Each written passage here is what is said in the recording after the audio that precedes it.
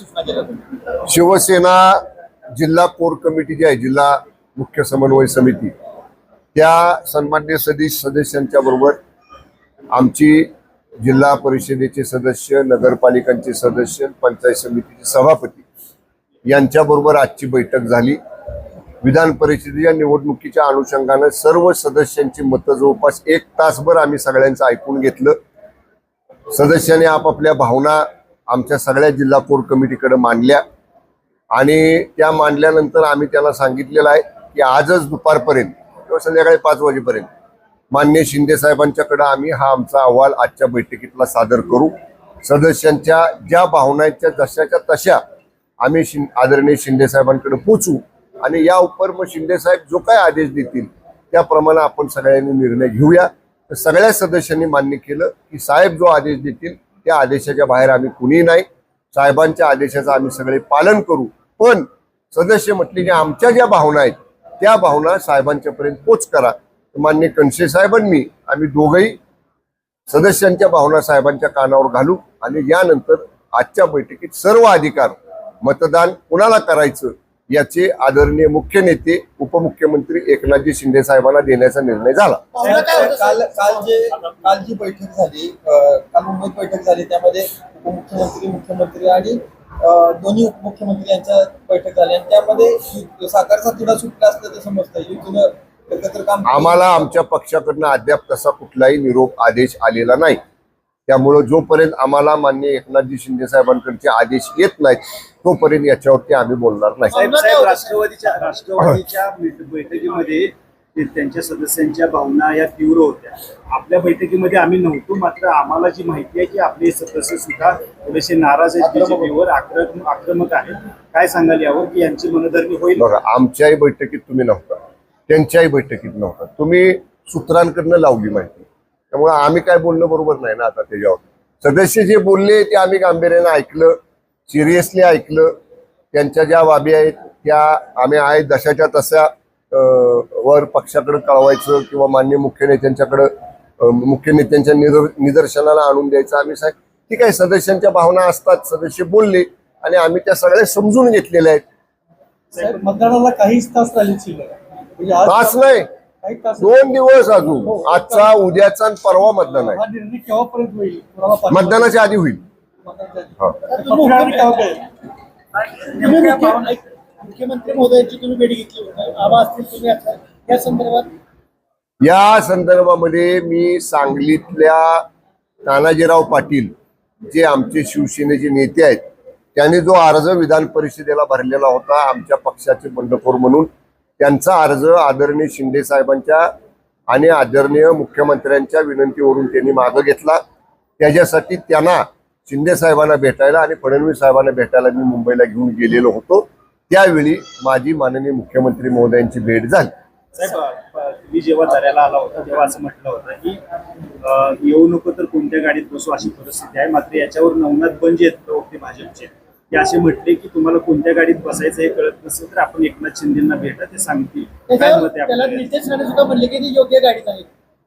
हे बघा, नवनाथ बन खूप मोठे प्रवक्ते आहेत, नव्यानं झालेले, त्यांचा अनुभव हो ना, त्यांचा अनुभव खूप प्रदीर्घ आहे। त्यामुळं अशा प्रदीर्घ अनुभव असणाऱ्या प्रवक्त्यांच्या बद्दल आमच्यासारख्या छोट्या माणसांनी वक्तव्य करणं योग्य नाही। ते खूप मोठे आहेत, त्यांच्याबद्दल आम्ही बोलणं योग्य नाही।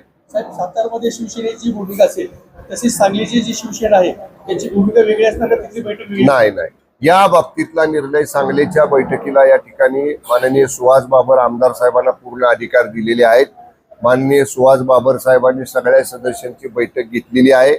माननीय मुख्य नेत्यांचा जो आदेश येईल त्याचं पालन जसं साताऱ्यात 100% होईल तसं शिवसेनेच्या बाबतीत सांगलीमध्ये सुद्धा 100% होईल। साहेब, आपल्या मनधरणीसाठी भाजपचे नेते या 2 दिवसात आले होते का किंवा आपल्याला संपर्क? भाजपकडून कुणीही मला व्यक्तिगत संपर्क साधलेला नाही। साहेब, पंढरपूरमध्ये जे रोहित पवारांचं आंदोलन चालू होतं अनमध्यात, ते आंदोलन संपल्यानंतर भाजपच्या किसान मोर्चाकडून चंद्रभागा नदीचं पाणी आणि गोमूत्र शिंपडून त्या आंदोलनाच्या स्थळाचं शुद्धीकरण केलेलं आहे। भाजपला विचारा तुम्ही, त्यांनी केले, आम्हाला कसं विचारताय? ज्यांनी केले त्याला विचारा ना।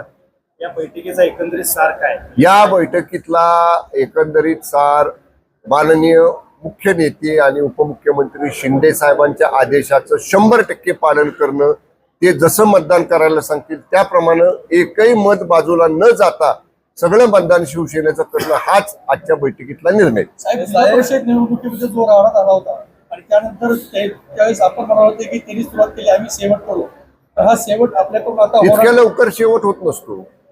जरा दम धरा, दमाने घ्या जरा. साहेब जिल्हा परिषदेच्या राड्यात जे मला जखम झाली, तुमचं रक्त निघालं आणि दाबांना धक्काबुक्की झाली, याचा विसर अद्यापही सदस्यांना झालेला नाही. तुम्ही जरी आदेश दिले महायुतीचं काम करायचं, सदस्य काम करतील का असं वाटतं? 100% शिवसेनेचे सगळे सदस्य पक्षाच्या आदेशाच्या बाहेर नाही. शिवसेना वंदनीय हिंदुहृदय सम्राट शिवसेना प्रमुख स्वर्गीय बाळासाहेब ठाकरे साहेब, धर्मवीर आनंद दिघे साहेब यांच्या शिस्तबद्ध विचारानं चालणारा पक्ष आहे. राज्य पक्षाचं नेतृत्व करणारे मुख्य नेते पक्षाचे आणि उपमुख्यमंत्री आदरणीय शिंदे साहेबांचं पालन करणारी शिवसेना आहे. आदेशानं चालणारा पक्ष आहे, आदेशानं चालणारे आमचे सदस्य आहेत.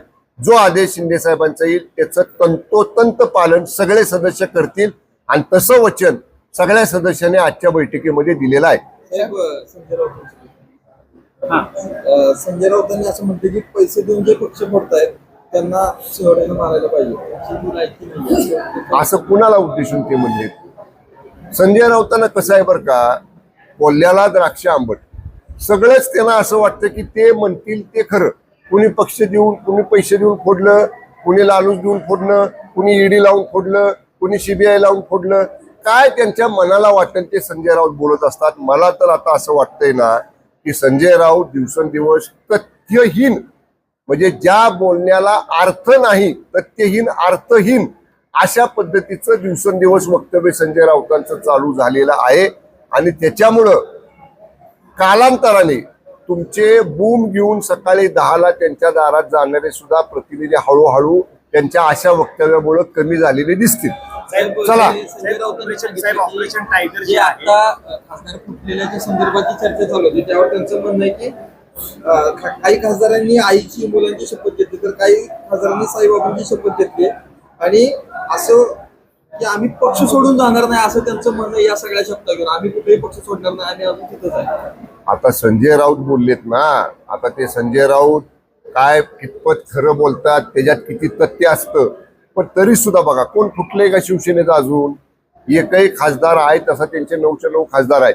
सगळेजण म्हणतात आम्ही काय समक्ष बैठकीला होतो, काय म्हणतात आम्ही ऑनलाईन बैठकीला होतो. जोपर्यंत त्यांच्या खासदारांचा असा काही वेगळा निर्णय होत नाही तोपर्यंत त्यांच्याकडे संशयानं कशासाठी बघायचं? काय त्यांच्याकडे संशयानं बघण्याचा अर्थ नाही. त्यांनी कुठं वक्तव्य केलंय का? त्यांनी कुठं त्यांची पक्षाची बैठक बुडवली का? पक्षाच्या विरुद्ध काही वक्तव्य केलं का? ते जोपर्यंत काही कृती करत नाहीत उगाच त्यांच्याकडे संशयानं बघण्यात अर्थ नाही. चला, उठूया. आतापर्यंत आलेलं आहे, कधीपर्यंत पूर्ण होईल?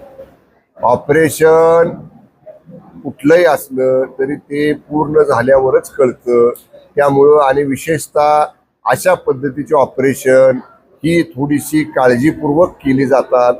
मला आपल्याला एवढं सांगायचंय, जर असेल ऑपरेशन तर सक्सेसफुल झाल्यावर कळेल.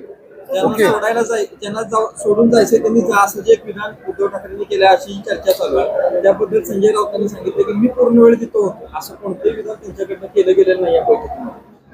तेच बोलले ना, मग आता काय असं विधान केलं असं मागच्या वेळी केलं होतं.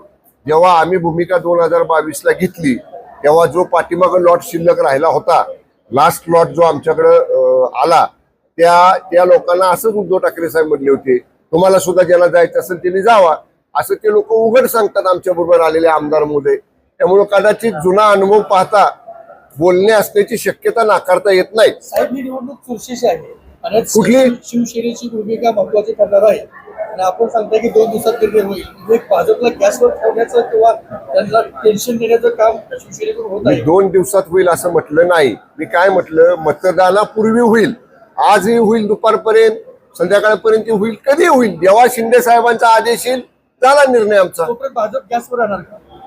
अहो, भाजप आता बहुमताच्या जवळ आहे, त्यामुळं काय त्याला गॅसवर राहायची गरज आहे? असं काही नाही. तुम्ही विनाकारण आमच्यात कसं आहे, भाजपमध्ये महायुतीमध्ये आम्ही एकत्र आहोत, त्यामुळं शेवटी कसं आहे, कोण गॅसवर कोण नाही गॅसवर असा विषय नाही.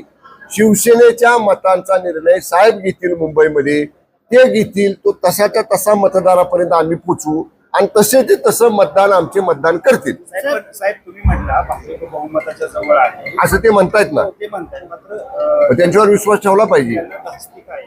त्यांच्यावर विश्वास ठेवला पाहिजे. त्यांच्या विरुद्ध जास्त बोलून उपयोग नाही. थोडंसं आम्ही सुद्धा आता काळजीपूर्वक पावलं टाकतोय. त्यांना दुखवून म्हणा, त्यांच्या विरोधात बोलून म्हणा, त्याचे काय म्हणजे विनाकारण आपल्याला परिणाम भोगायला लागू नयेत याची काळजी आम्ही घेतोय. तर पत्रकबाजी झाली होती तुमच्या शिवसेनेमध्ये 2 जिल्हा प्रमुखांनी. ते मिटलेलं आहे. ते सगळा विषय कोर कमिटीच्या बैठकीमध्ये आम्ही घेतला. आम्ही सगळे एकत्र बसलो. गैरसमजातनं तो विषय झाला होता. आता सगळेजण आम्ही एकत्र आहोत आणि आता इथून पुढे कुठलाही जिल्ह्यातला निर्णय एकटा मी किंवा एकटा कनसे साहेब किंवा एकटे संजू बाबा नाही.